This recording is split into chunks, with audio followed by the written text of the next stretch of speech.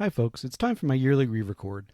I'm going to try to do this a little bit more often because my supporters deserve to be thanked, and I want to keep things more up to date going forward. First off, thank you for returning to the Whiskey Ring. If this is your first time here, or if you're a frequent listener, please take the moment to like and subscribe, rate and review wherever you found the podcast. If you have suggestions for how to make the podcast better, or guests or topics you'd like to hear, please reach out to me at david@whiskeymyweddingring.com or via Facebook or Instagram. Second, I want to thank my vintage level sponsors, those at the highest level who keep this podcast going. Truly, without these supporters, I would have had to stop doing this a long time ago.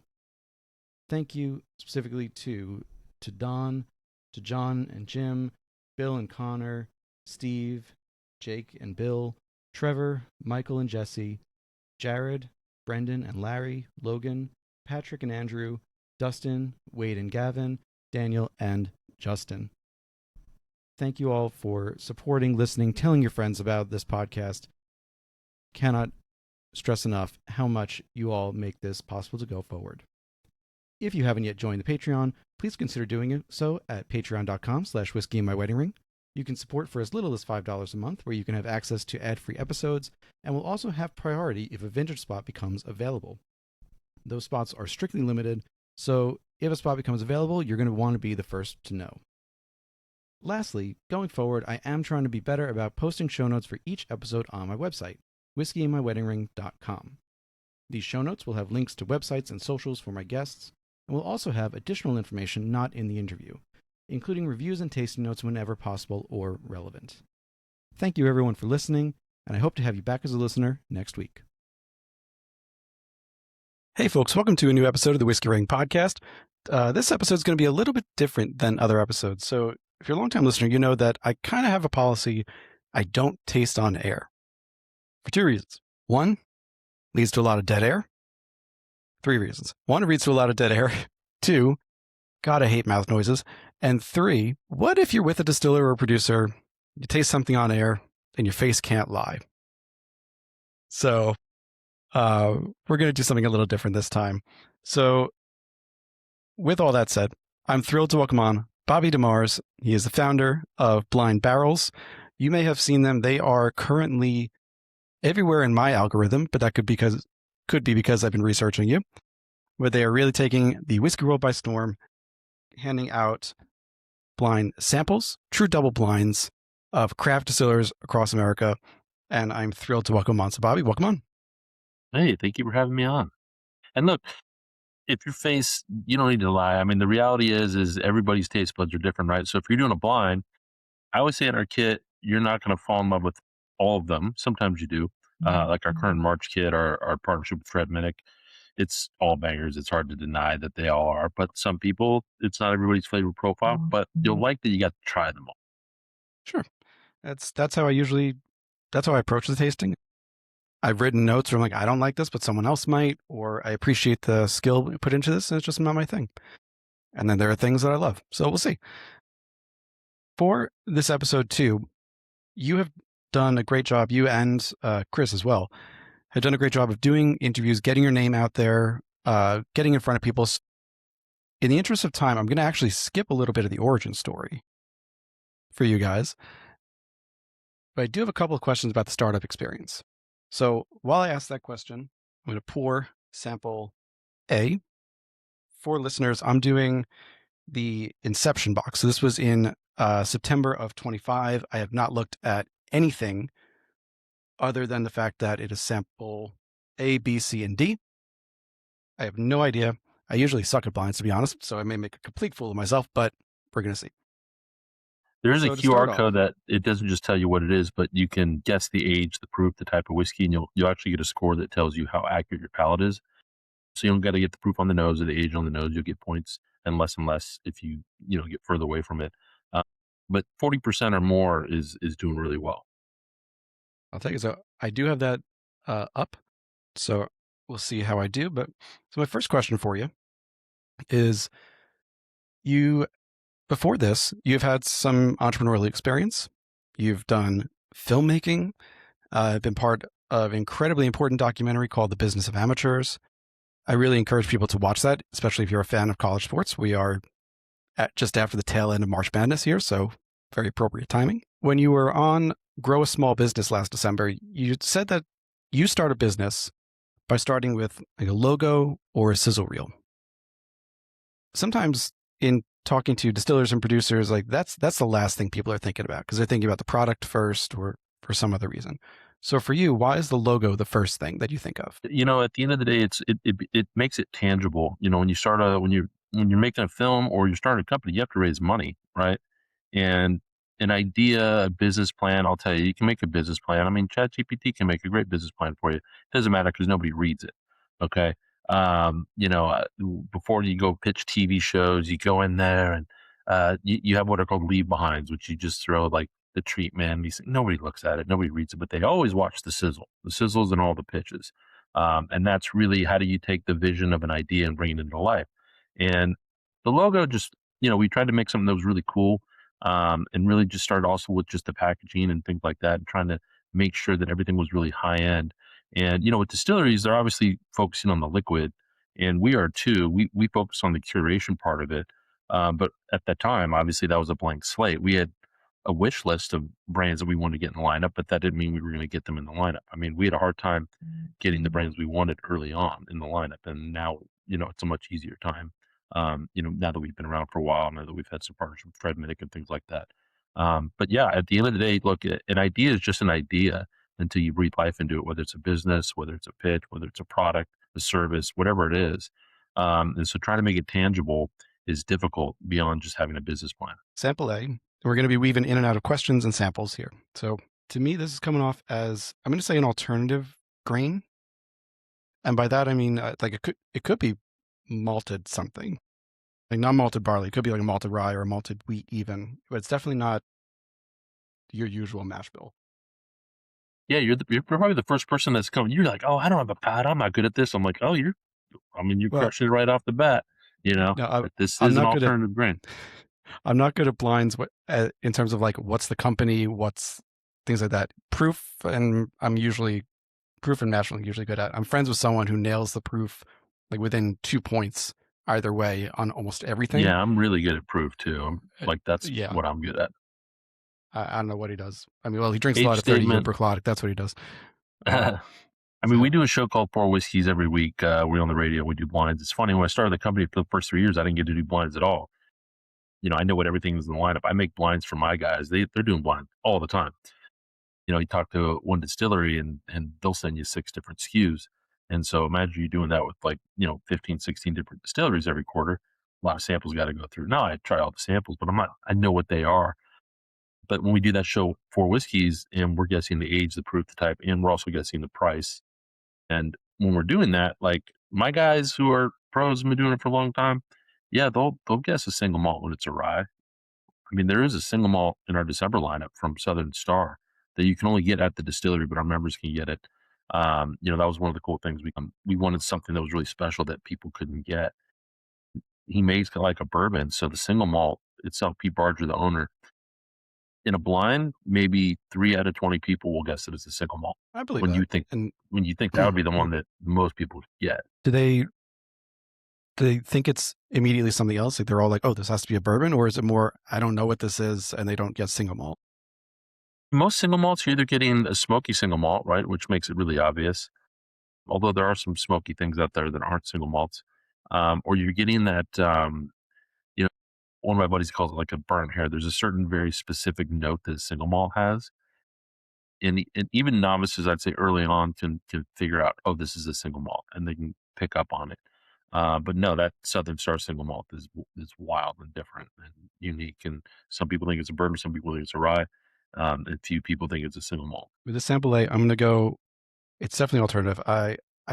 Leaning bourbon just because it is on the sweeter I'll side. give you the 4 choices. So when you play the game, there's actually 4 choices, so you don't have to just type in an Okay, answer.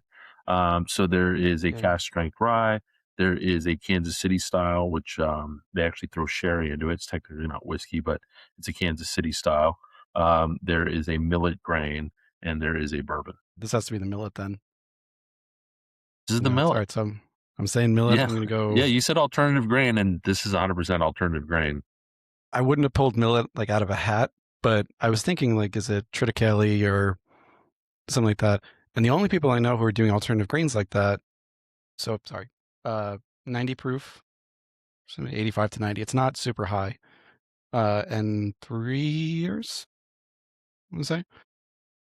So, I mean, the only people I know who are doing grains like that are Corsair, Dryfly, and Koval. Yeah, yeah. So Koval's doing the millet grain, and so they, when the thing we talked to Koval, I said, "Here's the deal: like, you guys are really well distributed, and I just feel like if we put your bourbon or your rye in the lineup, and I personally think it's very grain forward, right? So if we're gonna do something grain forward, I think it needs to be unique and interesting. But I don't like if something's really accessible, like you go to your Total Wine or Bevmo or Liquor Barn or whatever, your Benny's, and just get that bottle. We like to give our members the blind experience, but really most people stay because of the access and also the prices. We sell it for less than if you're at the distillery. So this is an allocated bottle from their Thresh and Winnow series. I'm trying to actually pull up Oh, so this was the Koval. proof. This is Koval. This is their milligrain. So they have a special release called Thresh and Winnow, and it's maybe one of the most gorgeous bottles. You can kind of see it on my phone right there. Nice, like They decanter won style. Yeah, they won like designer of the years. I think some people, I mean, we sold a ton of these and this was allocated and the distributor was really mad because I kept ordering all of it every time it came in. He's like, I'm like, what are there other orders for it? And they're like, no, but we need to have it. So not, I'm like, just give me all of it. People love it. And this is normally $100 bottle that our members get for $80. But when you're done with that bottle, you can put oil in it, you can put something really cool on it. I mean, it's kind of its own little, just the bottle itself is really cool.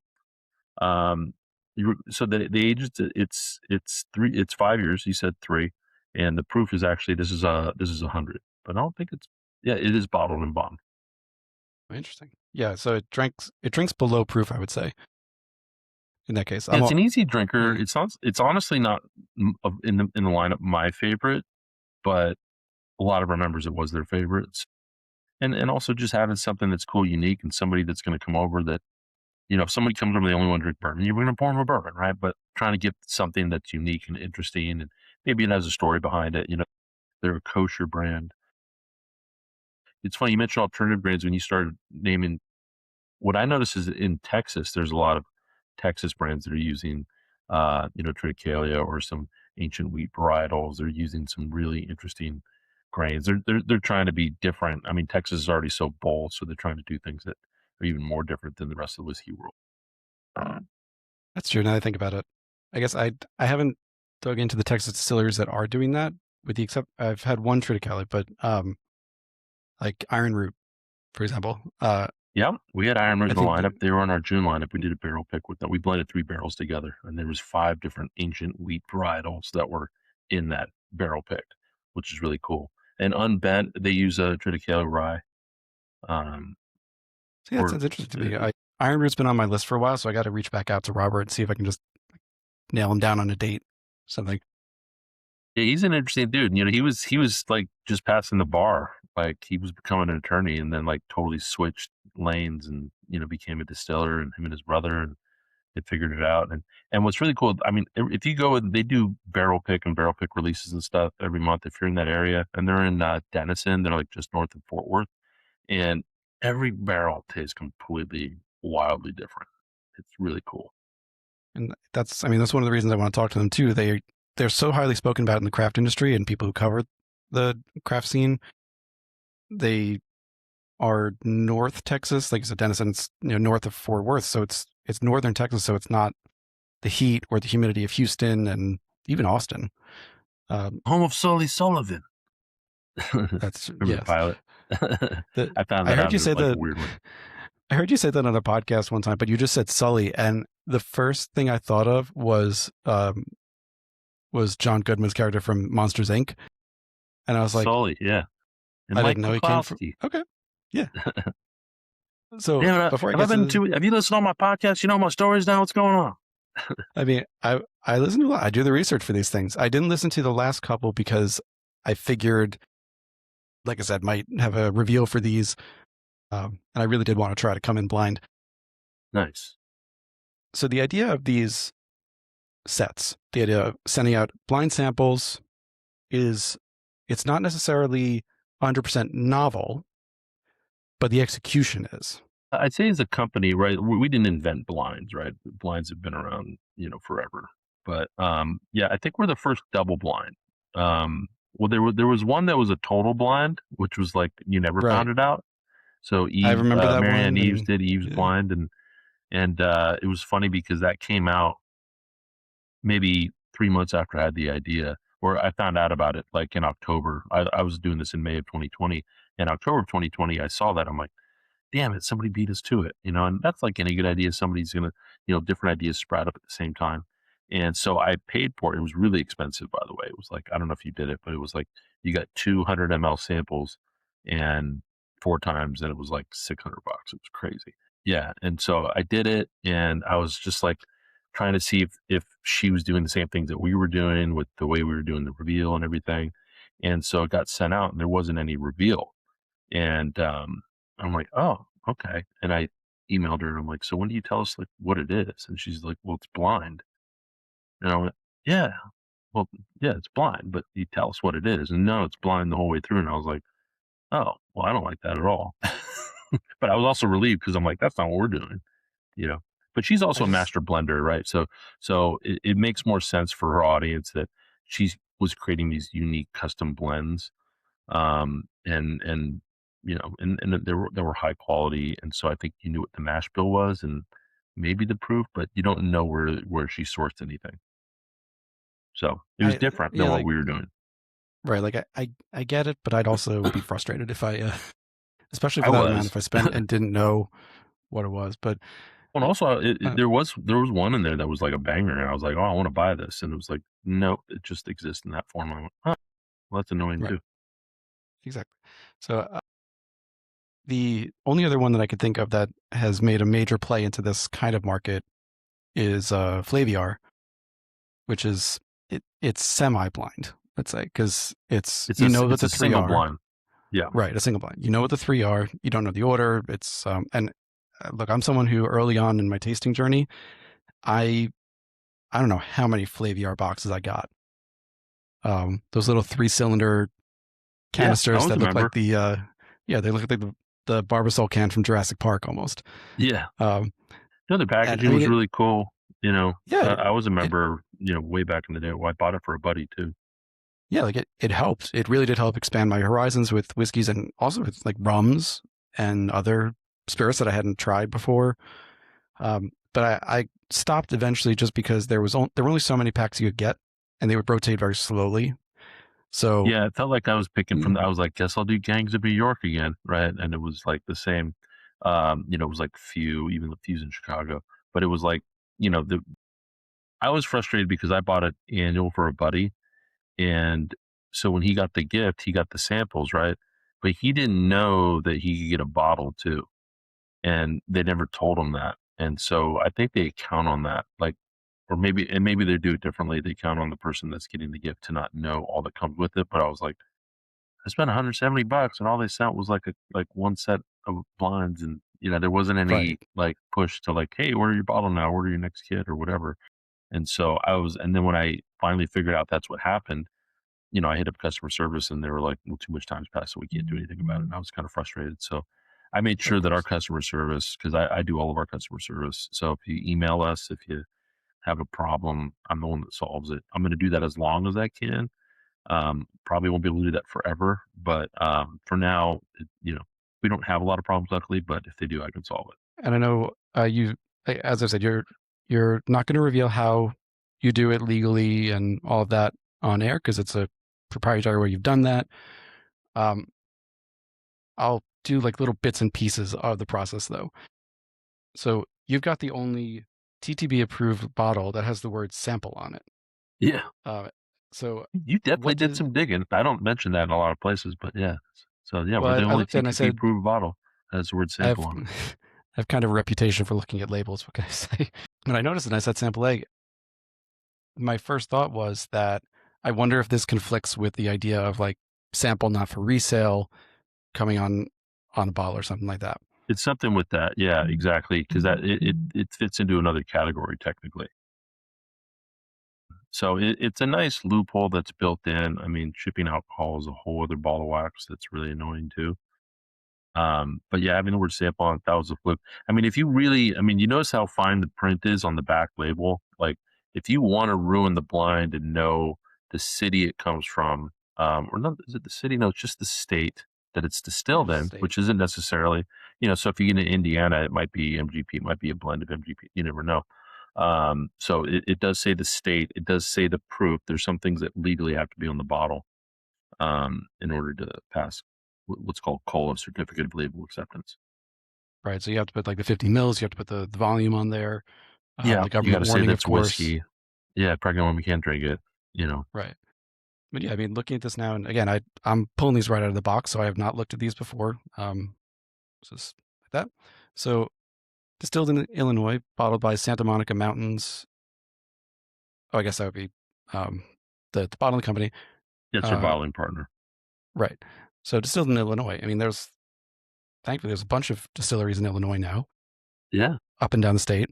Could have been if you just looked at the back, you could think of a list. You could think Koval, Journeyman. Of course, all of them just went right out of my head as is soon as I said Journeyman that. in Michigan though? They are, but they have a location in. Um, oh, actually, that's Valparaiso. That's Indiana. Never mind. So not them. Okay. No, I was gonna say I Yeah, thought because yeah, we're talking with Bill right now about trying to include something really special in the lineup that nobody has. So we're working on that. nice. That dude's really cool. I don't know if you've had him on the show, but he's a really cool dude. I have. I have had him on the show. I don't know, and I wanted to look this up as part of the research, but I decided not to. I'm curious how many of your partners I've had on the show. Because I do focus a lot on smaller distilleries or lesser known ones. So I don't know. It's a mix. Like we had Michael and Danny from Penelope on, and I'd say that's kind of the biggest version of craft that we had. And what was really cool was they made a completely unique mash bill that didn't exist except for in our box. So that was really cool when they did that. But we've had so we just had our 17th release. So if you do 17 times four, that gets you to 68 distilleries. But technically, our December lineup was all brands that we had worked with before. So when we didn't have a lot of members, basically the government shutdown prevented us from doing a lot of the legal stuff that we needed to do. We couldn't ruin Christmas for everybody. And so we pivoted and created what we called the best of the best box. So the Fred Minute kit was supposed to be December, got moved to the March lineup. And, so it's all stuck on Fred's top 100 list. And some brands that we had been chasing that we hadn't been able to get it to that point that we really kind of pushed for. But the best of the best box, like we went 2 brands for a past lineup, and then we put something really special from them in the kit that was unique. So we've never repeated a SKU. And then the only other time we've repeated one was with Rocktown out of Little Rock, Arkansas, because Randy Sullivan from Bourbon Real Talk and also the owner of Prideful Goat, um, the March before, so of 2025, we did a lineup with him and he picked the lineup and I'm like, well, we had Rocktown. He's like, well, you haven't had the still column. And I was like, no, we haven't had the still column cast, but we love Rocktown. So that's technically the first time we had a repeat. But our goal has always been to have completely different distilleries in every lineup. So all 4 SKUs are from completely different places. So every experience is unique, and everyone gets the same kits at the same time. So if you order now, you'll get the March, you'll get the Fred Minnick release, right? But if you and we dial the renewal back so that happens right before June if you're doing quarterly, so that if you're doing it with a friend or a brother or a mother or whatever, sister, everybody gets the same lineup at the same time. So it's not the way most subscription companies operate in both the alcohol space. I think Rack House probably did that. I don't know if you ever heard of Rack House. I don't know if they're still around, but they were shipping a craft bottle every month. And I like what they did. I thought what they did was really cool in showcasing craft. So I'd say I like to think that they're the closest to what we did. But as far as I know, those were releases that happened every month. And that's really what ours are. Ours are drops that happen. If you get a one-off kit and you order a one-off kit for your buddy, then yeah, we can make sure everybody gets the same lineup, right? But everybody's get the same lineup. Great whiskey's meant to be shared is a big kind of totem that we hang our hat on. And having a great pour, like you're having a lineup, Old Forester 1924 10 year right now. So I'm having a little pour before we do, in about an hour and a half, we're going to be doing live tasting with our members. So we do 2 of those every quarter. We do giveaways. We're doing a live one with Fred Minnick on April 23rd. So it's kind of one of the cool things. Like distillery owners and operators jump in on the lives, which is really cool because you get to do what you do, which is, that I'll tell you, a lot of your listeners were probably really into that. They get to hear from some of these distilleries and these owners that you talk to, these and getting the backstory and what's really happening. And so we get to do that all the time, which is great. We get to share that with our members. I mean, that's why I do it. It's partially love of the game. It's like I want to know. I started with this because I wanted to know more about the distilleries that I was hearing about, and everyone was asking the same questions. So I got bored. I mean, it's Uh, the coolest part about my job is I get to jump on, Zooms all the time.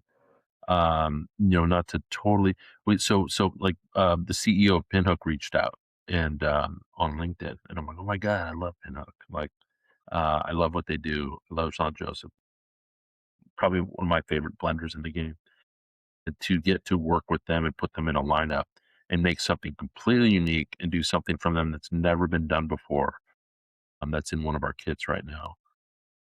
Maybe one of the coolest experiences. I was telling my guys, I'm like, you guys know we're like flying to New Orleans to make a custom blend with Sean Joseph's Pinhook. Like, if this was a silent auction, like in Kentucky, people would pay like $30,000 for this experience. You know, like that we're going to go in and we get like for our job, we get to do this. It's one of the coolest things.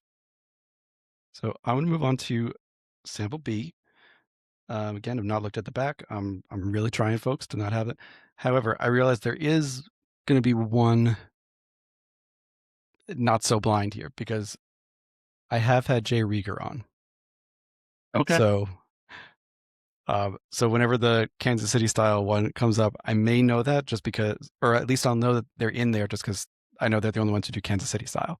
They're the only ones. So I mean, they created the designation, right? So Jay right. Rieger, cool brand, and I think at the distillery, their bottle selling it, members are getting it for $45 or $44.99. So we work really hard to make sure that is this a bottle you can get, and if it's one that you can get, are we selling it for less for members than if you were at the distillery yourself? That's literally my goal every time. Like I Google the bottle, I find it. Can you even get it?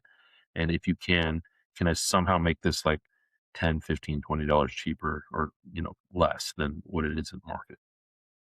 So actually, no, that's exactly what this one is.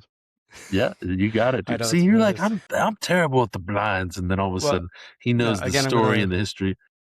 I'm gonna walk it back because I don't know if I would have pulled that out totally, but I mean that's a very specific note. I mean the yeah, Dude, you that was gotta be just very chopping so. these up into YouTube shorts or something because you're just looking like a rock star right now. That I'm gonna look like an asshole. Like they're gonna think I'm No, I faking don't this. think so. I don't Like think so. It's funny. We had a member. I have a bunch of members that have small podcasts and YouTube shows, and I tell everybody, I'm like, hey, you want me to come on do live with your people, whatever?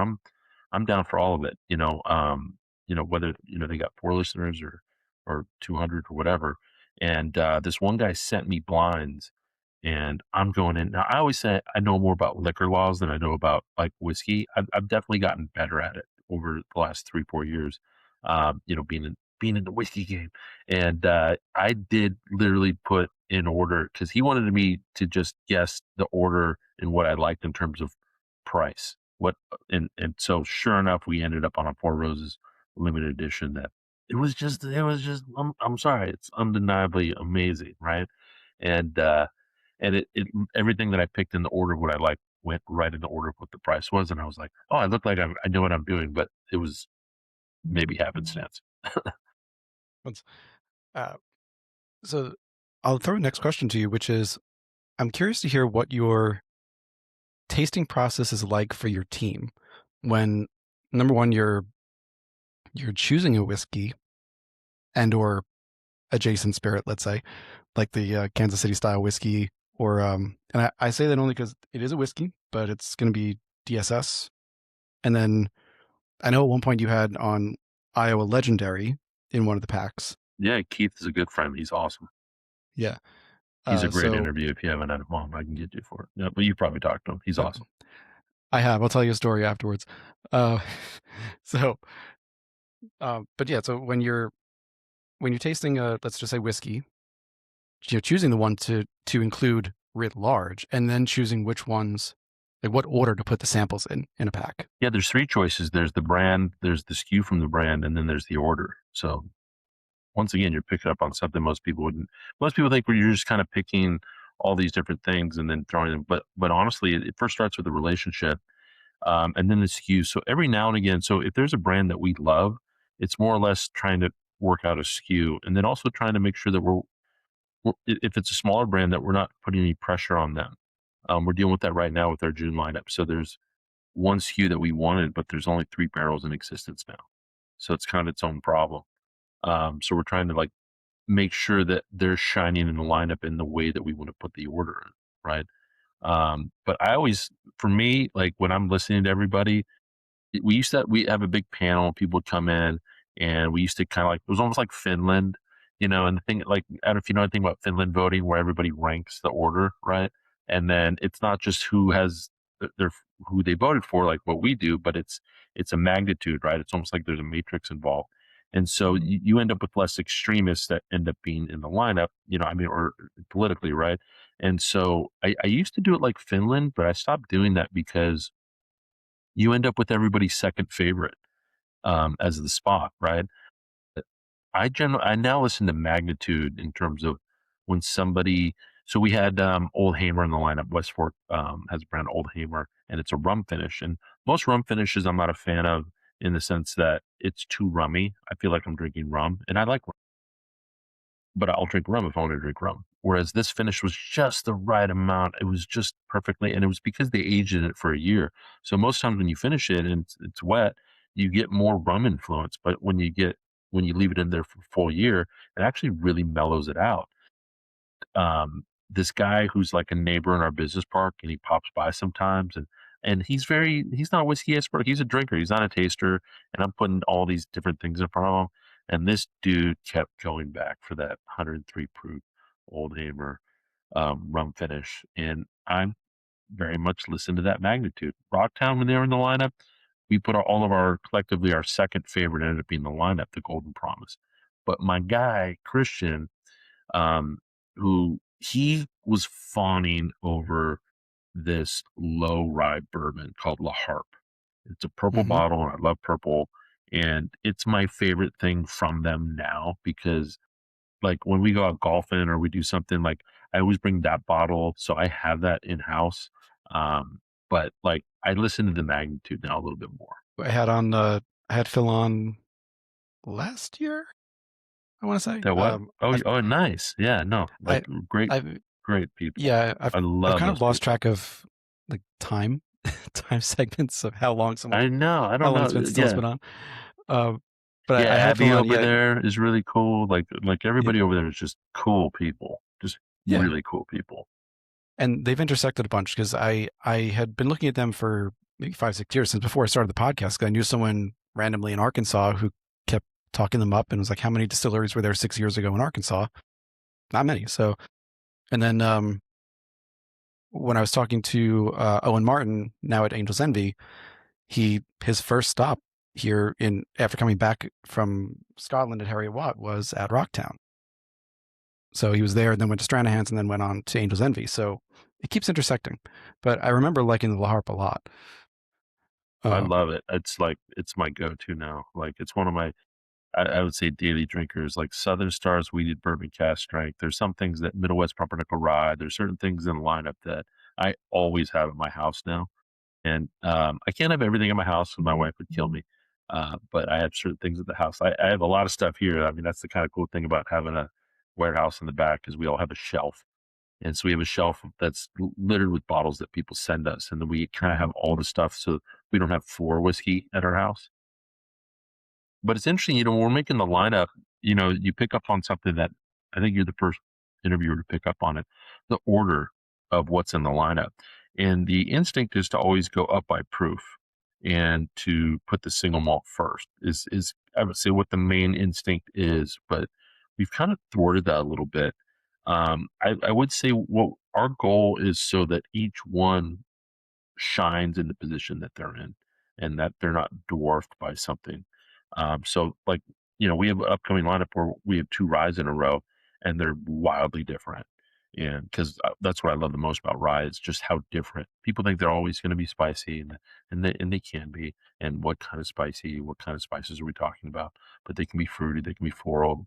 Like they're, I think it's the most diverse, whiskey category or mash bill that's out there, and it definitely melds with my flavor palette the most. But trying to figure out, like, we have put a single malt in the middle before, and it didn't go wrong. We don't always have the highest proof blast. When we have a hazmat, which we've had a few times in the lineup, you kind of have to, so you don't burn off somebody's palate. You obviously can't put that first, right? But yeah, we're doing something in June that we've never done before, so I'm kind of curious to see how that plays out. I'm intrigued. So, yeah, I with the tastings I've done, usually proof last, peat last, finished before those two, um, but towards the end, because if you got a really heavy wine finish or something like that, it can linger.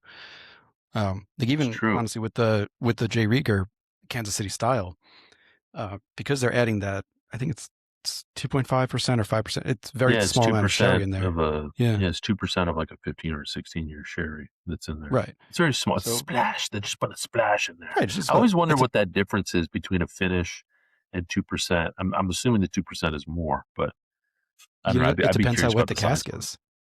Right. It, You know? yeah, I've heard people say like if they get a really wet cask, like someone in, let's say, California or somewhere near a wine country, and they get their wine casks for finishing right down the road from a vineyard. That cask is going to have 5-6 gallons of wine in there. So, and that's just going to, if you finish for at least a couple of months, that's just going to leach out over time. So it's going to be I think it might be bigger than 2% of the Yeah, final I'm thing. curious. But at that point, it's not blended; it's still finished. Uh, but that's kind Yeah, of why I it's a liked finish. but that's why I liked the Kansas City style, because they're saying it's not finished, blended, excuse me, from the beginning, and I think that Yeah, they're allows upfront you to, about it. yeah, it allows you to understand the sherry a little better. Totally. Yeah, It's funny. yeah. We have I don't know if you ever had Ranger Creek. I'm actually wearing the shirt right now, Ranger Creek. I I got noticed so many that whiskey shirts now. I have not had them. I've heard you talk about them, but I haven't had them. They're dope, Yeah, man. I mean, they're right near San Antonio. And what was really cool that one of their distillers there, he sent us, man, they sent us so many things to choose from that ended up being in the lineup. But the one that they sent us a really interesting Amberana, and I'm not a big Amberana fan. I don't mind it. I don't mind having a sip of an Amberana, but I don't want a second sip, right? Or a second glass. It's and Christmas in if a anyone's glass, and we if anyone's watching this on video and they know me, I hate Amberana so much. yeah, Um, that I really that do. cinnamon is so strong. But Yeah, horchata, and it's yeah. such a and it's funny. My buddy, he has this barrel, this forever barrel, and he's an amateur blender, and he'll put like 10 things in front of me, and I'm like, "This is yours, right?" And he goes, "How did you know?" And I'm like, "Cause you got the fucking Amberana. There's a little Amberana in there, and you had an Amberana like 4 years ago, and it's still there. You can't get rid of it. It's like that Seinfeld episode when that guy gets in his car at the car wash, and it still smells. This car still smells. That you can't get rid of that stink or whatever that is. But I will say that they didn't see the trick with the Amberano that I learned from this guy was they didn't put it in there very long. It was like in and then it was like out instead of letting it linger and letting it permeate and letting it overtake it. And it was very subtle. And if they had enough barrels for it to be in the lineup, I 100% would have wanted it in the lineup. It was dope. But normally, yeah, I mean, like dark arts, McCauley is always an exception to the rule. One of the best blenders in the game. He's going to take 9 grams of mushrooms and make a really killer hammer on a blend, I'm sure. But I That was one of his Ambrana blends recently. The what was it? The rye. I'm blanking on the exact name, but the yeah, that was one of my highest rated ones of the year so far, and I outright said in my review, like, this is the second Ambrana that I can stand to have a real second sip of, and the only other one was Doc Swinson's, and like you said, they had it yeah, in they there do all for sorts of 2-3 experiments. days. Yeah, but they had it in 2-3 days. That's enough. All we need. Perfect, right? Um, Anyway, I'm gonna keep us moving just because I have so many questions for you, and I know you have a live to get to afterwards. So Um, this is a random one, but on whiskey and wedges, you threw out one of the weirdest tasting notes I've ever heard, which was a minty dental dam. And I'm not going to ask, but if something has that kind of a note that's just something really specific, really odd, like I'm imagining, I honest to God don't know where to go with that, but like if something has a note like that, but it's not outright bad, is that something you would put in a lineup to see if someone picks out a note? Or would you be like, this is just, it's too out there for a regular quarterly release? It's funny. That was a fun podcast, by the way, Whiskey and Witches. Those guys are really fun. We kind of got a little wild on that one from what I remember. They A little almost bit got towards some the end, but stories that's out fine. of me that they almost got some stories out of me that I didn't like that I keep to my chest. Now I will say the minty dental dam. I only know what a minty dental dam tastes like because when I was in college and there was like the whatever the health screen and there was like condoms in there. I'm like, what the hell is this? And I'm like, it's a dental dam. And I went, oh, okay. And I'm like, so like for dentistry, and they're like, no, it's if you're with the lady and you're pleasuring her, and I'm like, oh, okay. So I didn't know what it was, but of course I got one just because I wanted to like know what's that all about. Now the funny thing is I've never used it in practice. Like I raw dog it. That's the way you got to do that. I can't imagine that, but maybe a little too much information. Look, you're already getting all the stuff out of me. But the something like that is interesting because that falls under the category of what we call like astringent, right? So like rubbery. It was funny. There's like there's a podcast called like Daz and Bourbon or something like that, and Dad's drinking bourbon. Dad's drinking bourbon and really early on. And it's the only time that we were on live. And I don't really care. Everyone can be honest with what we're doing. And man, they took a dump over like all the things that were in the lineup. And there was like bangers. There was like a 15-year from Mammoth that was like finished in a Weller barrel. And there was like, Penelope, like unique. There was like, it was actually all bangers and they were kind of dumping all of them. And then when they went off the air, they're like, you don't need to get in the lineup. And I'm like, what? They went, Tire Fire. I was like, okay. And I went and tasted them.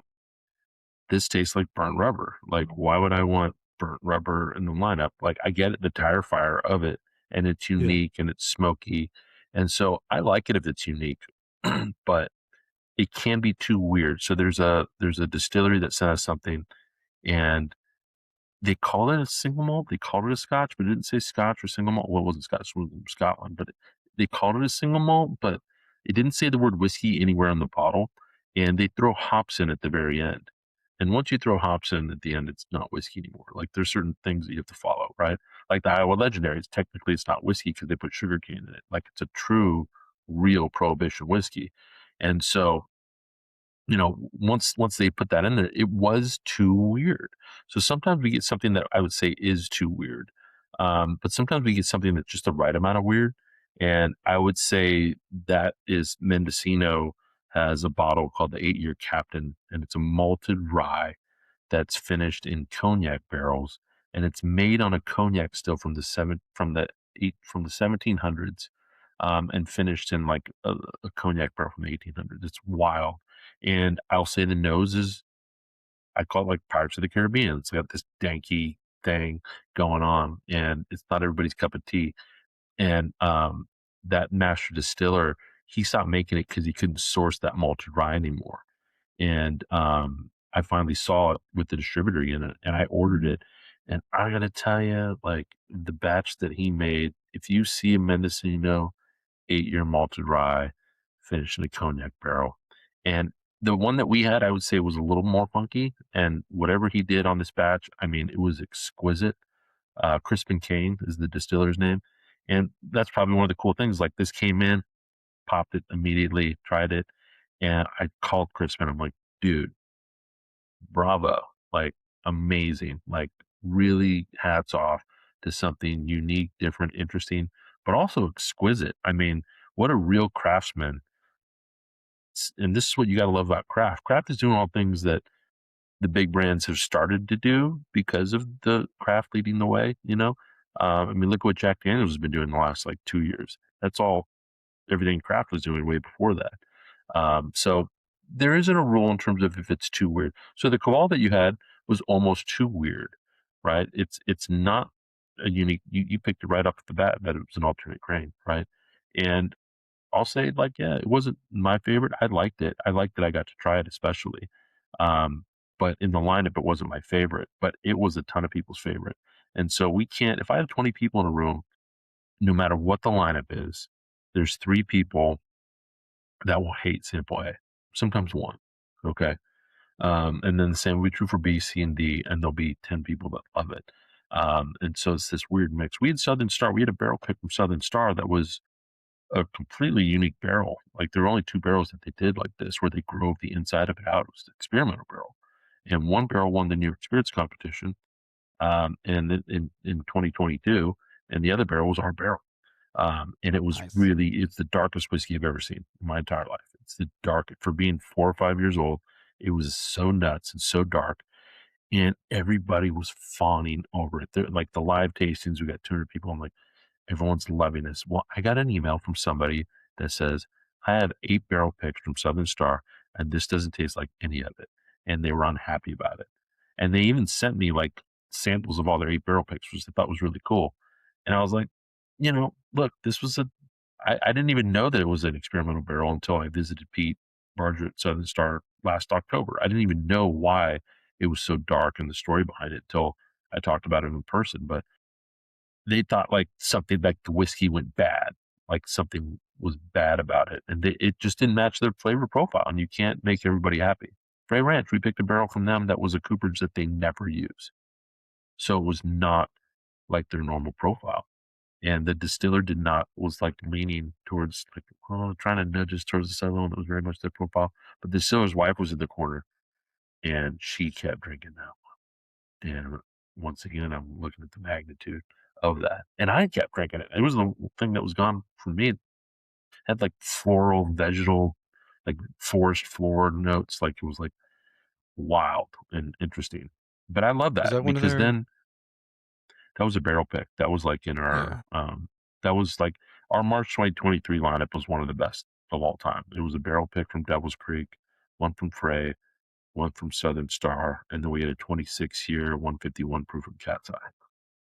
So it was all killers. Gene's another one I gotta have on. I have had Ashley and Colby on, so I'm trying to think like what, because their rye to me always has this really strong black licorice note, which I love. Uh, Love their ryes so much. We're trying to yeah, get one of their ryes just for yeah. fun. And I just got a bottle of the 7-year rye to review, so I'm looking forward to doing that. Um, so I have sample C open. So while I Yeah, what do do you think that, of the hey, nose on that? it's familiar. It's like I it's mean, I buttery cornbread. yeah, oh yeah, Yeah, like the caramelized top on a cornbread. oh dude, Seabass, my guy that does all my tasting notes would be like, oh my god. Now he might literally have buttery like cornbread toasted top like in the notes because he gets that deep and original. But I think that nose is one of the best aromas in the game, um, personally. I'd be willing to bet bourbon. Like this is Corn City. I gotta think about that because this is another one that's like it's familiar. I feel like I've had this before somewhere. It's definitely unique, and it's a good chance. I mean, given that you've talked to all the people you talk to, there's a really good chance that you've probably talked to them too. Um, but they were on our list for a while. We got to visit with them too. It's funny, they were actually in Atlanta on a trip while we were there, and eventually made it up to their distillery when they weren't there. There's a red candy flavor on the back end that I remember. There's the red candy. There's the red corn. So there's the Jimmy Red High Wire. Dude, like, come on, you got to bust these into some YouTube shorts or something. This is, yeah, you named the brand, and this is their bottled and bond Jimmy Red from Highwire. Yeah, it was. Yeah, so again, it's a very specific note, and then it was just like the mnemonic mnemonic devices of that. Uh, but when it's so, it was like the red spice drops that my grandma always had. It was a mix of spice drops, and they're all different flavors. But the red ones and the black ones were always my favorite. The red and cinnamonish, and the black licorice ones, of course. Everything there is awesome. I mean, really cool people. I mean, they took this, you know the story. They took this ancient varietal corn that there was only 2 ears of corn left, and when I was talking to, because it's really a husband-wife team, and they both have completely different skill sets that really complement, the entrepreneurship of being in the whiskey business. Mm, She was explaining that they have 4 farms that grow this varietal and that they all have different profiles, and I thought it'd be really cool if they put the farm on the bottle. You know what I mean? Like, almost Mhm. like, Four Roses putting the yeast strain, you know what I Yeah. mean? Yeah, like some of the Scotch distilleries do that now. Like Bruichladdich will have Rockside Farm on there, or well, Waterford was doing that before they went into receivership. But I like that because even if they're next door to each other, if there's a slightly different flavor from the farms, that's Yeah, I think fascinating to me. have a Mhm. decent distance between them, but, Yeah, I was like, if their profiles are completely different because of the way they're growing it, because of their soil, because of their even their process as a farmer, whatever that is, um, like, that would make me wanna get all 4 bottles and start right, comparing them. exactly. So, uh, from your perspective, because you have this exposure to so many of the crafts distilleries and the craft scene, a phrase that entered your and Chris's interviews around like late 2024 was that you weren't kissing as many frogs anymore. What do you think accounts for that? Like, was it a mixture of like you were just getting sent better things, a little bit of luck, or is it really this maturation in the craft scene in a new way? And I say this as a big supporter of the craft scene, but we all know that there was some craft that was put out a little too early. So, what do you think accounts for it? I think it accounts, so we talk to everybody. If someone reaches out, I'll talk to them and we'll go through the process. The reality is, we've got over 5,000 members now, right? So some of it's a volume problem. So imagine you're a distillery that only has 80 barrels. So like Devil's Creek in Mammoth was in our lineup and we got a barrel from them. And, at that time we probably only had like 800 members, right? So you take a barrel from them, and you have 15 gallons that gets put into the samples, and then the rest of it, the remaining with the Angel Share up in Mammoth, you're looking at maybe another 30 gallons that gets turned into 150 bottles that we sold. So if you look at that, like, for them, picking a barrel from them, it didn't hurt them economically. But if I'm taking 3 barrels from somebody, that can hurt them economically, or they may not even have so much of that. And we found this guy in the middle of North Carolina that he built this still. I've seen a lot of hillbilly stills, and this guy, man, he had, it's funny, like, not to judge someone by their accent, but you do naturally. And this guy was a savant. Like, his masher and what he built as a homemade still is maybe the most sophisticated homemade still I've ever seen. And he built his rick house. I mean, this guy is just a, you know, digging in the dirt, farmer, grows his own grain, everything. But when his barrels reach 2 years, what he does, he puts them in a tobacco flue, and a tobacco flue gets to 170 degrees.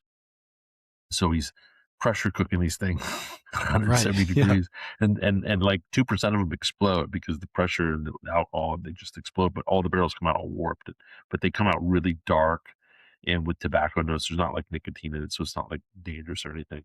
But like, that guy's doing something that nobody else is doing, and he even patented the process. And that guy's got a rick house that he said, once this rick house is full, that's 1,000 barrels.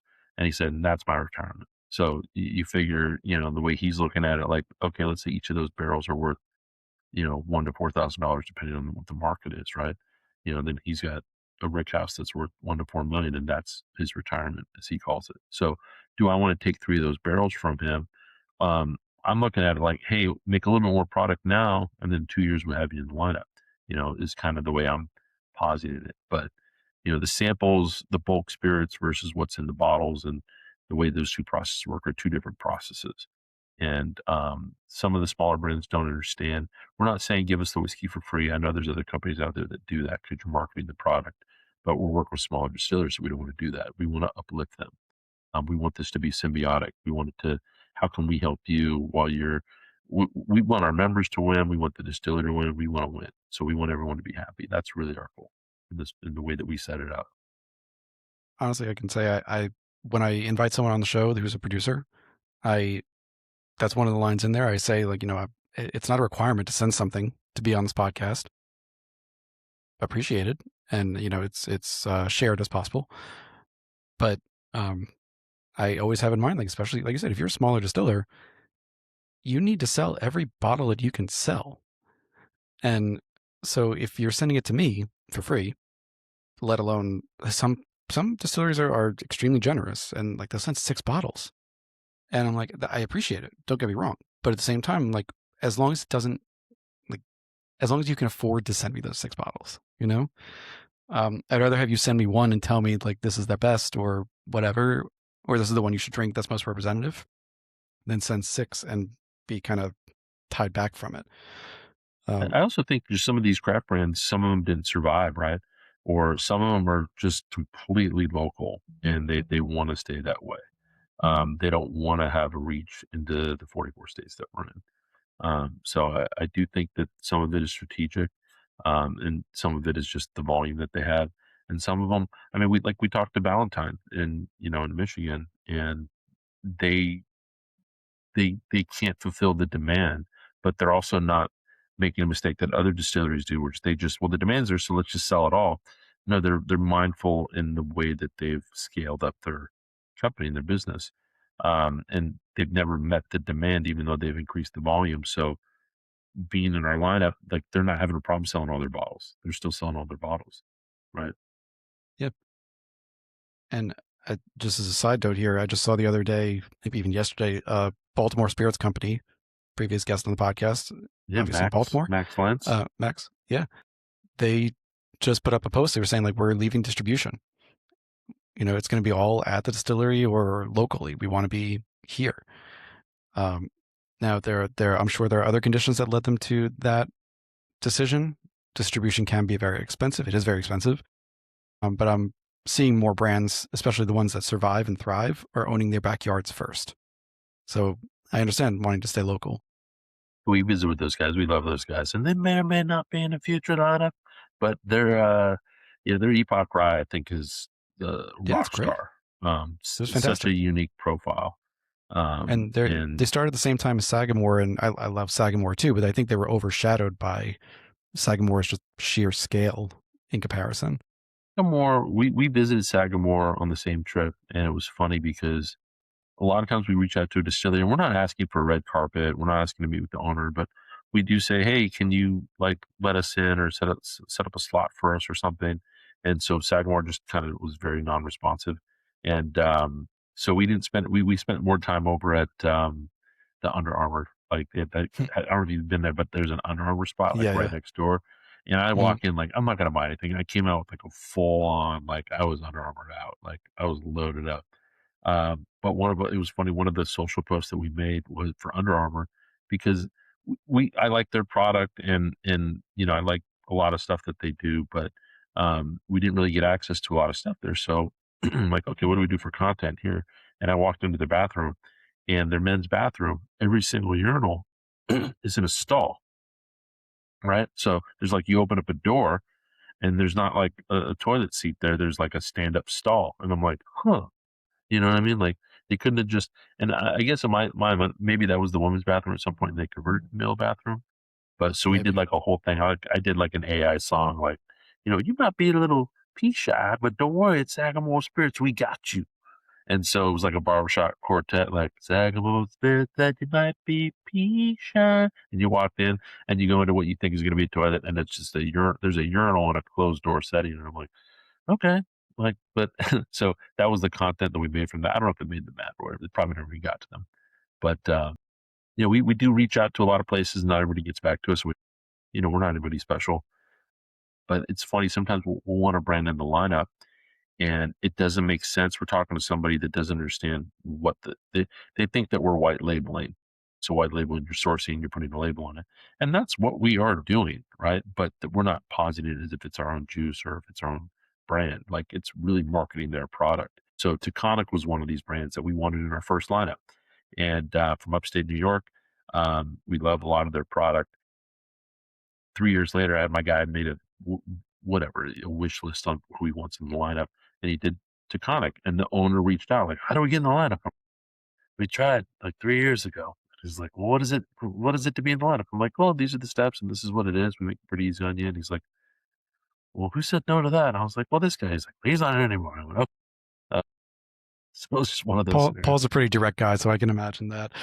Um, Yes. he's, Yeah, he's old I'm not school gonna in lie, a really interesting he way. scares me a little bit.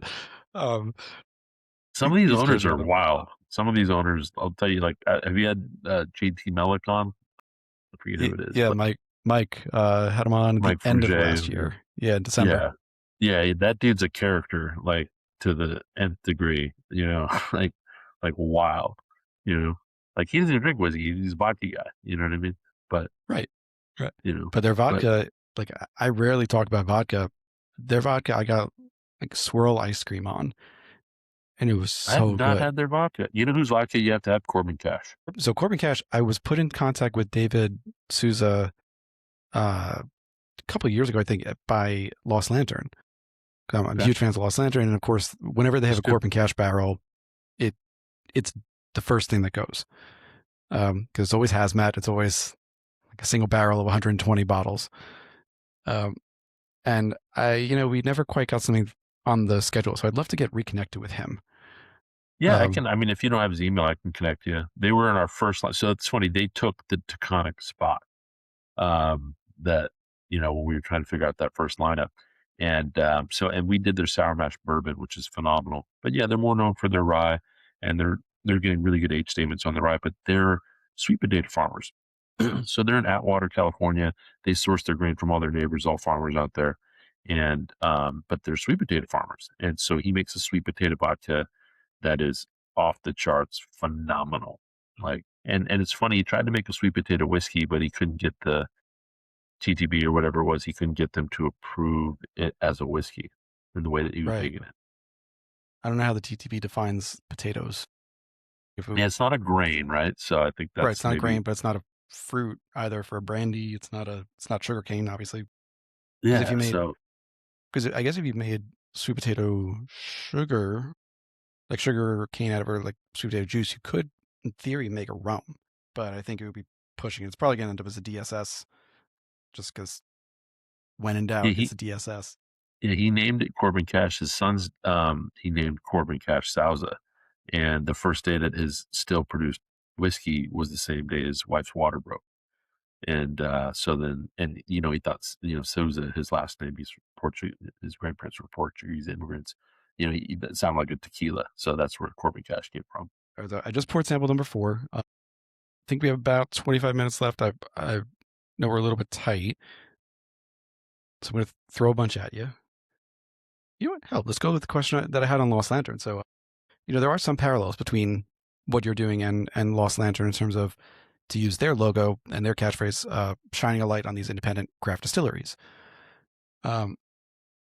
There was, and when Chris was on One Nation Under Whiskey with Jason Johnson Yellen, um, Jason specifically called out the parallel. The delivery is different, clearly, but the idea otherwise is similar. Like, do you hear that comparison a lot, and how do you feel about that comparison? That means we're an amazing company because we love Lost Lantern. So got a bunch of bottles. We're whiskey fans too, right? So it's funny, like the Fred Minnick partnership that we have. Like, we're one of the few partnerships that he's ever done, and Fred's is a very interesting character. And when we were first like doing a road trip, like early on, my guy was telling me about Fred Minnick and his books. He's read all the books, and I'm like, what if we work with him one day? He's like, if we work with them one day, man, that means that we really like we're in the whiskey, whatever. And I was like, okay. And 2 years later, we worked with them the first time, and now we're doing it the second time. Lost Lantern is just, they're curators, so that's really where the parallel is, right? We're not just putting craft. Some people think that people are buying their way in the lineup. It doesn't work that way. Nobody's buying their way in the lineup. If you're in the lineup because your stuff's really good and it's interesting and it's unique and it's something that people have to try and remove any label and brand bias that they have. And what I like about Lost Lantern as a rebottler, right? So if you look at the way you talk about white labeling, people that just source whiskey and put a label on it, that's one of our rules. Like, we don't allow that in the lineup. So if somebody's just putting a label on something and pretending, like Templeton, pretending that there's this story behind it when there isn't a real story behind it, that's not interesting. Now, if you're blending it, great. If you're finishing it, awesome. You have to do something to it. Otherwise, there's no story there.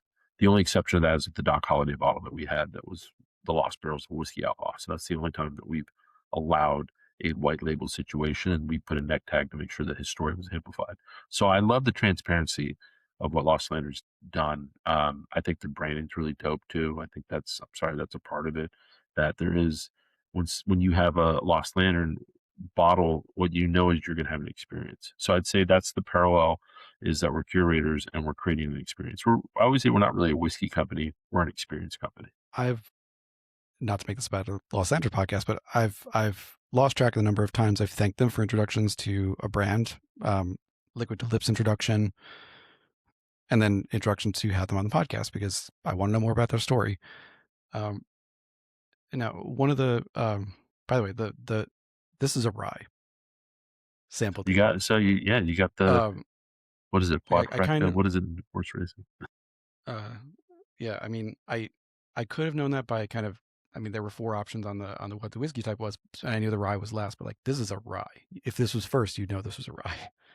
This is a Um, rye, and I think that this is something that, we had a lot of people that say, "I normally drink bourbon," but they really this was a rye that a lot of bourbon drinkers gravitate towards. Um, it's got a decent age statement on it, for being craft, and yeah, it's cask strength. yeah. So because of the double blind nature of what you're putting out there, and also as we've talked about the craft, not crafts are not always having the volume available to back up a presence on a lineup. You're now at about a little over 5,000 members. You said, so that's significant. I mean, 50 mils times like if everyone gets a pack just of members, 5,000 times 50 mils. Then on top of that, whatever bottles can get sold, that's a lot of volume. And something you've prided yourself on in interviews, and I like, is the idea of access over exclusivity. Um, so on one side, and those words you used at some point, and on one hand, it's the access because these are distilleries, as you've said. They're some are not distributed outside of the distillery, or outside of their state or region.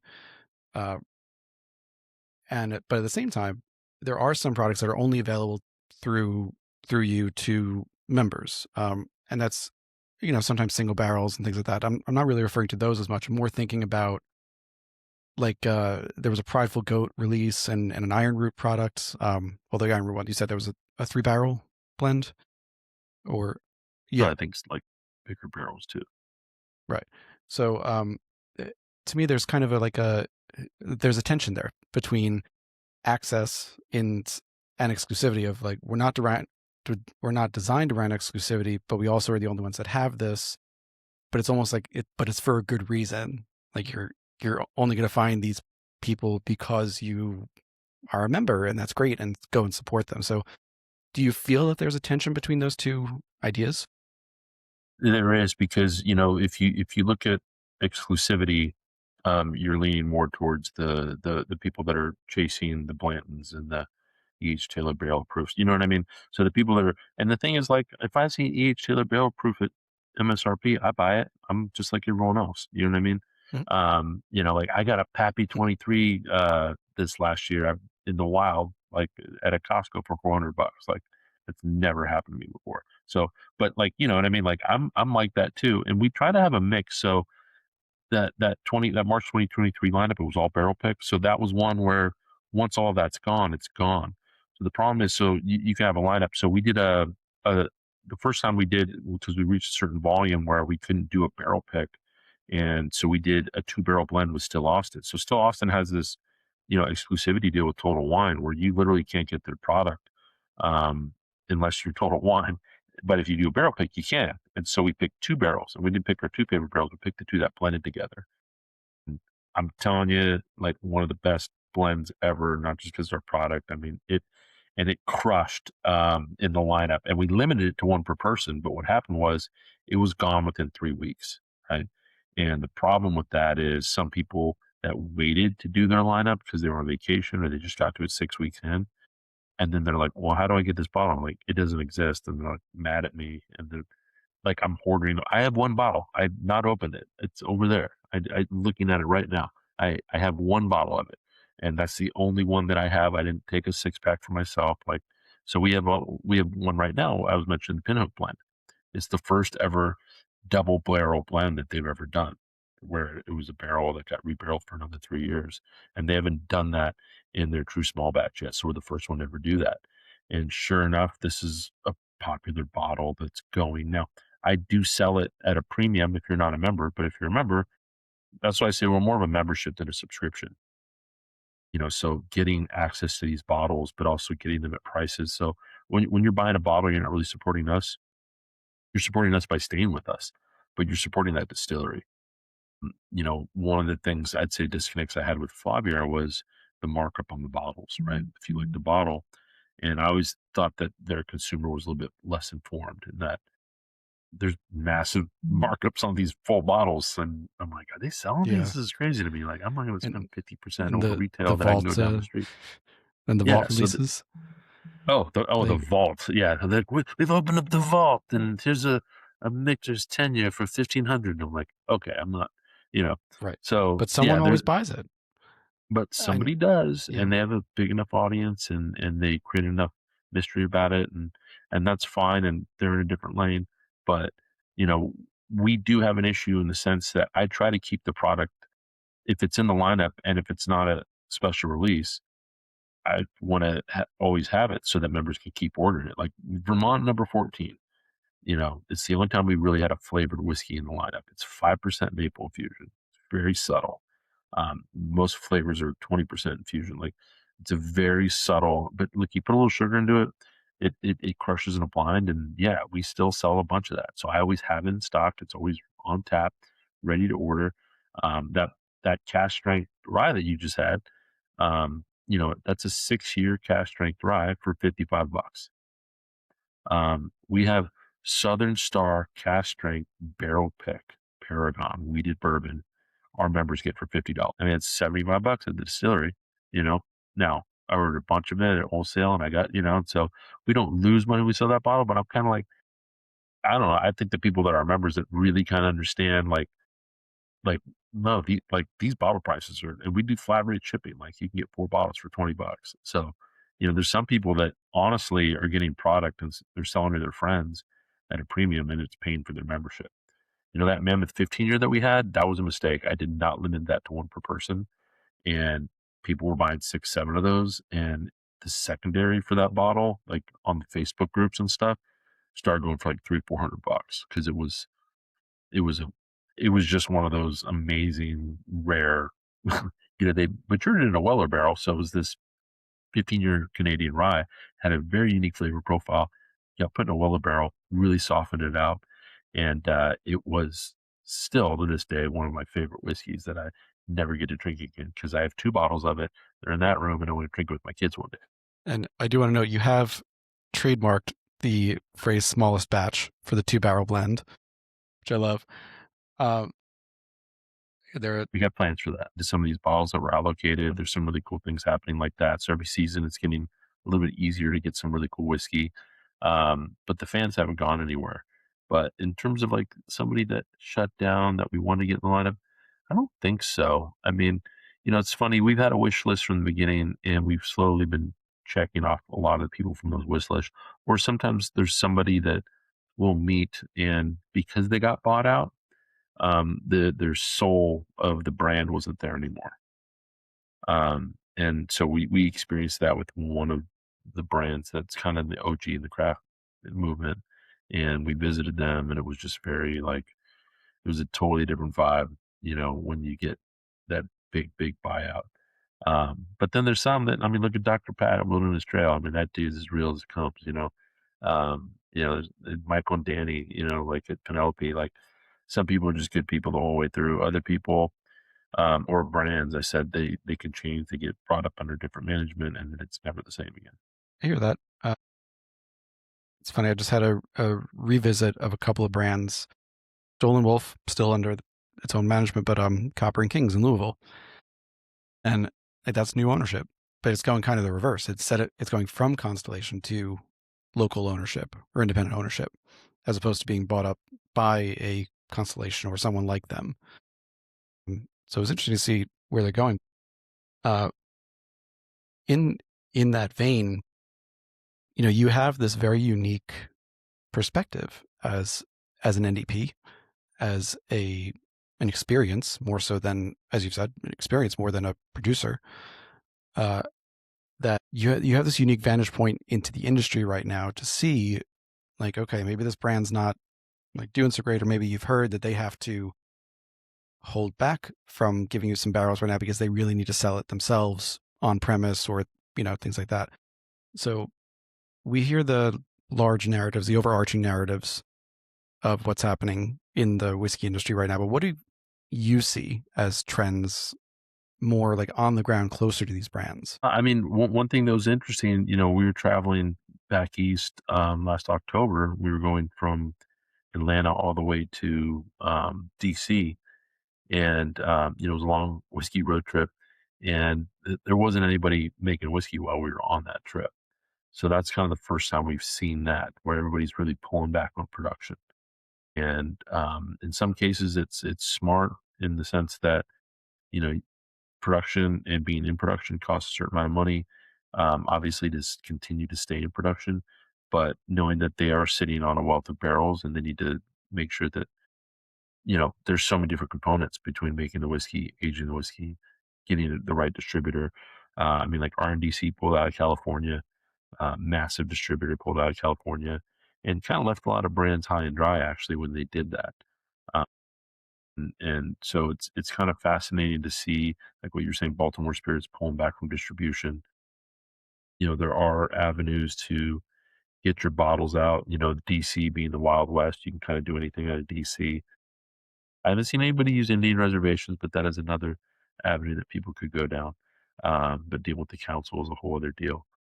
We've tried to come up with a lot of different creative ways to do what we do, and other ways that we can kind of expand outside of it and still operate within the 3-tier system and still be compliant in all the categories and all the different ways that we do it. Uh, but, I'd say that a lot of brands are just being a little bit smarter with the volume that they have and the way that they're producing. Knowing that, I mean, that's the thing though. It's like there was such this period of growth where the supply never met up with the demand, and eventually Mhm. that spilled over, and now we're kind of on this other side of it. So you still have, like I said, all the same whiskey lovers are still out there, and in some cases, it's a buyer's market to a certain degree. And for some of these other brands that have this product that's out there, pulling back on distribution and dealing with the reserves that they have is a great way to kind of survive this period. I can't disagree. I'm like I said, I you have this unique. I keep saying unique vantage point. Sorry. You have the perspective, and I'm hearing kind of a similar thing from the producers themselves. Of, like I said, it's they're trying to survive right now, and the ones who are really in trouble are the ones who maybe, yeah, spread a little too fast, or don't have they didn't own their backyard, so they spread too far, and they have to contract now and try to find people, as opposed to having a base that you could rely on to get you through. So, and Yeah, I they're mean, core I will people. say, yeah, with the RNDC pullout from California, it did benefit New York quite a bit, uh, because all the Buffalo Trace products came over here. A lot of them, like a store that I favor, had. I mean, this is a tiny store, and you could not get in more than one or two people at a time because there were so many boxes of blends. Craziness. Um, but anyway, so with all that said, two more questions for you. So, one of them is you have talked about expanding beyond the tasting kits that you have now, doing a subscription service for tequila, for example, doing more of a, not subscriptions, but one-offs for rum, for scotch, for gins, all of which are interesting to see. How you proceed with them. One idea that I really wanted to ask about was, throughout 2025, you were talking about beta testing an on-premise turnkey experience for restaurants, and with the idea of launching this or ramping it up in mid 26. So, what's the status of that project? It's interesting because restaurants need something like this right now, and also just giving a further reach. I mean, on premise is probably one of the biggest strangleholds that distributors have. right now in terms of just who is everybody. Like, there's a reason you go to a bar and it's Bullet, and there's, Maker's Mark, and it's the same kind of usual suspects, right? And so we're trying to figure out, there's a lot of different avenues that we can go down with this. And this could be controlling the lineups and controlling the restaurants and onboarding everybody ourselves.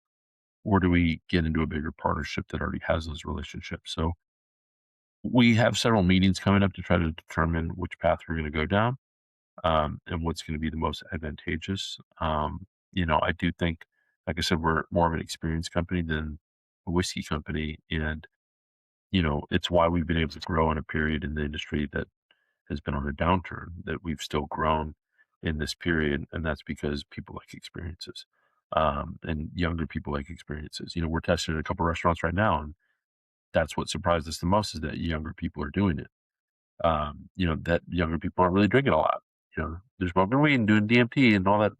You crazy kids with your DMT, keep trying to find the matrix and the laser lights.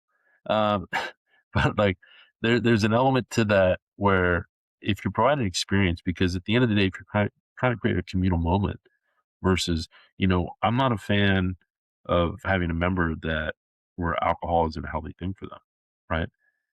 Like, we're not taking shots.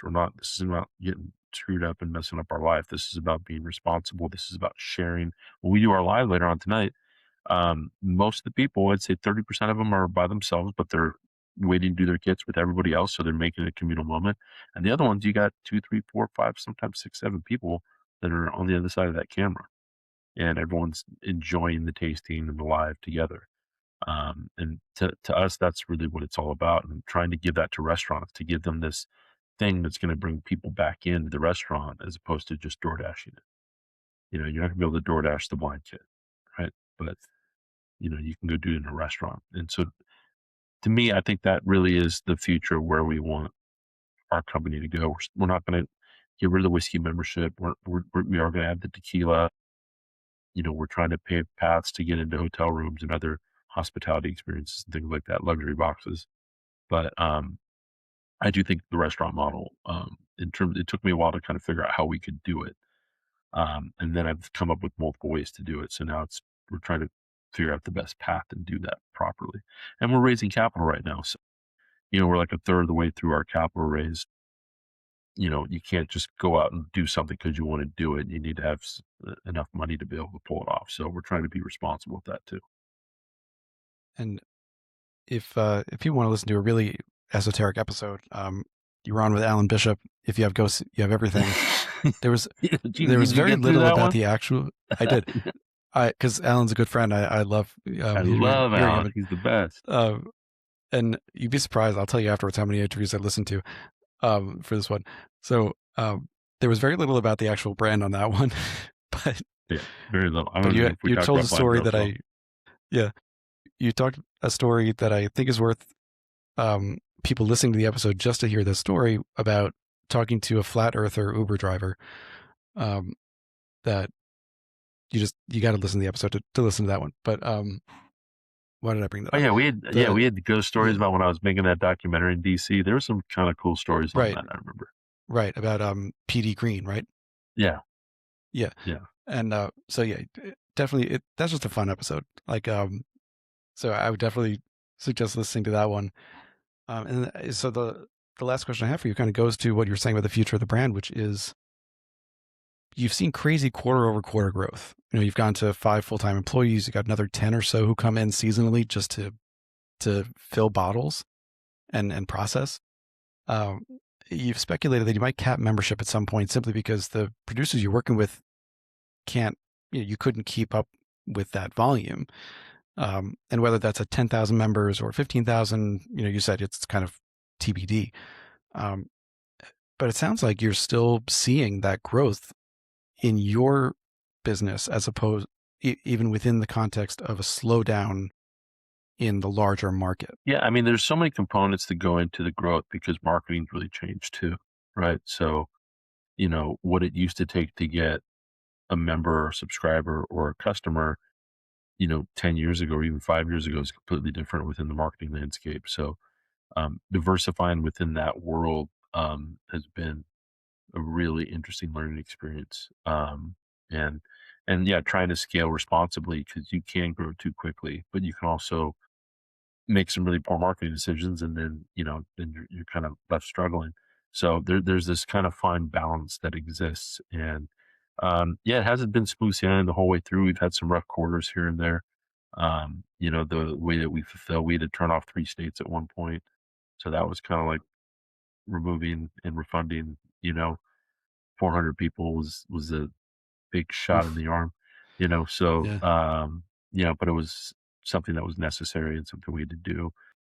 So, trying to stay compliant in all the capacities that we're doing, but also trying to make sure that, I mean, we're still a small brand in the sense that there's still a lot of whiskey lovers that haven't heard of us yet, or, don't know what the experience is like, or they make assumptions that we're just been a bunch of crafty, crap in the box.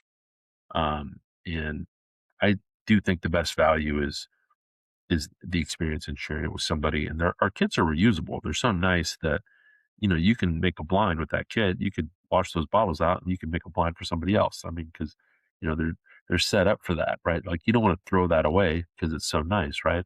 And that's the whole point. Like we want this that it's designed in the capacity that we want people to associate these small brands with top shelf because they are, but also we don't want you to throw that away because you can go now create an experience for somebody else.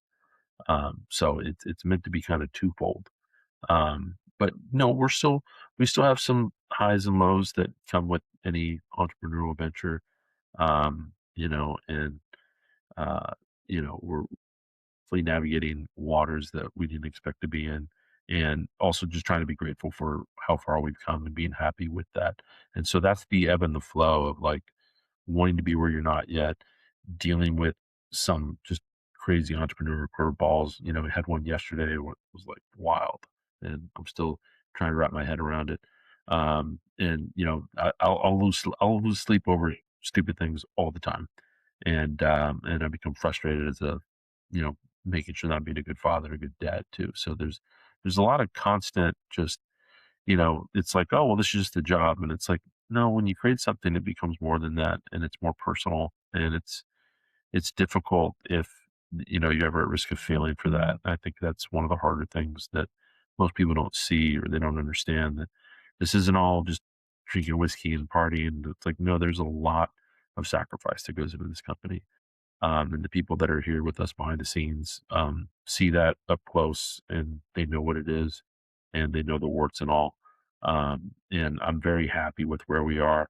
And but yeah, with whether the industry or just, I mean, look, there's a war going on, and consumer behavior, can just kind of change at the drop of a hat, and the economy and all this stuff. So there's, the tariffs were not fun.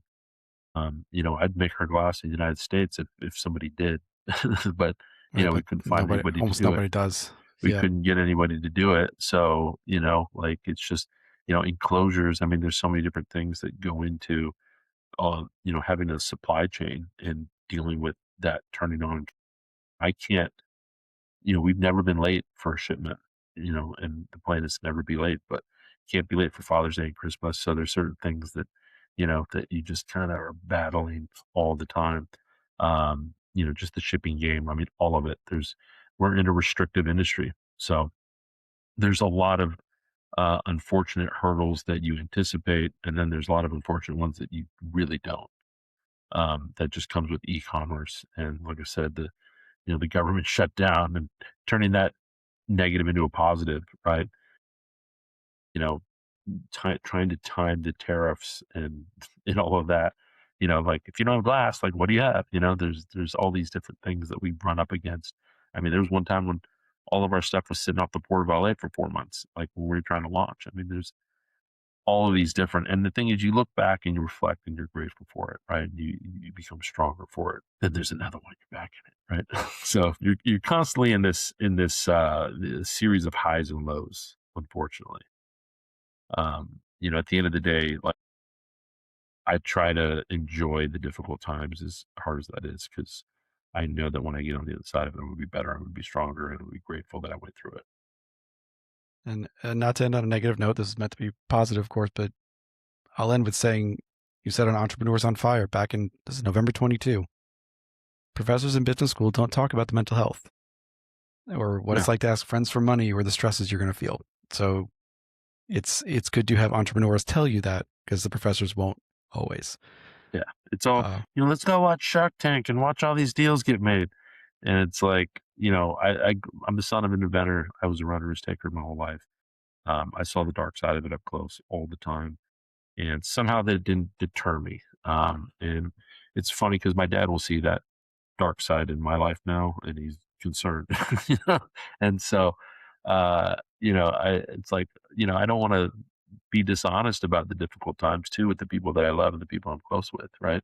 Because then who do you really lean on when you're having a really rough day? I mean, we had a thing, where with Shopify where just these things didn't process in a period, and there was no getting that back in a recent period, and it was like, it's like $80,000 hit like 2 days. It was like, oh, we had plans for that. You know what I mean?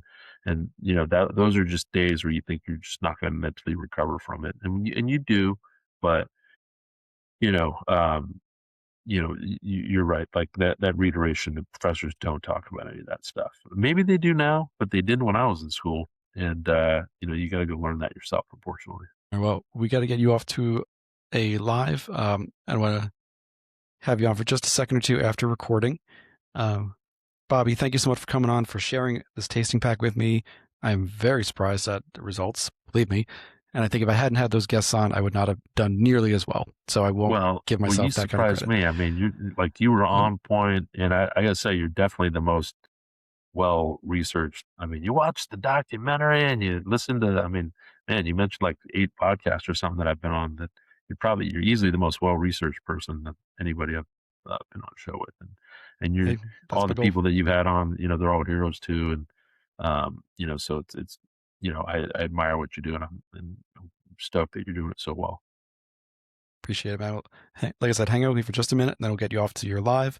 Thank you, everyone, for listening. This has been another episode of the Whiskey Ring Podcast. Check out Blind Barrels. We'll have links in the show notes where you can get them, where you can become a member, or just a one-off box. And I'll see you all next week.